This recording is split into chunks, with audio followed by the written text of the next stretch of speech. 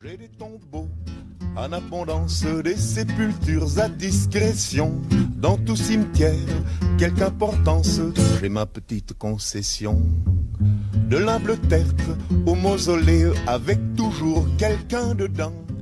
Et sur 5000 tombes en tout dans ce cimetière, eh bien de l'insolite, parfois du kitsch, de l'hommage appuyé aux illustres tourangeaux. Il y en a pléthore au cimetière La Salle à Tours-Nord, ce lieu de paix surplombe Tours et sa cathédrale depuis 1856.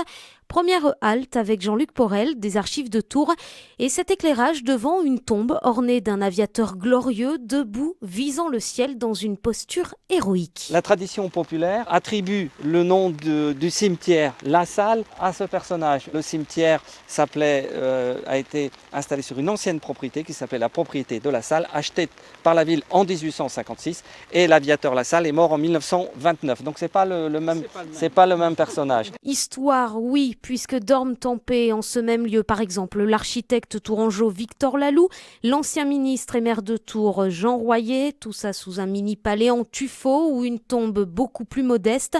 Parfois, on croise un irréductible athée ayant comme épitaphe « Ni Dieu ni maître ». En tout, 40 tombes comme celle-ci sont recensées dans le dépliant à destination des touristes, et des promeneurs.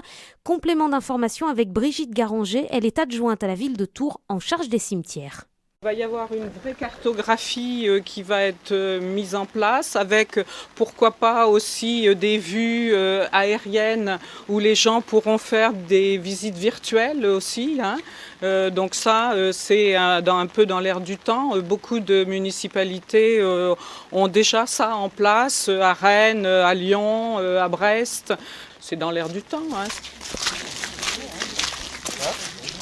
Et plus loin, alors qu'on croise une colonne en mosaïque rouge surveillant les dépouilles de la famille Boyer, l'élu revient sur l'obligation du zéro phyto pour la verdure.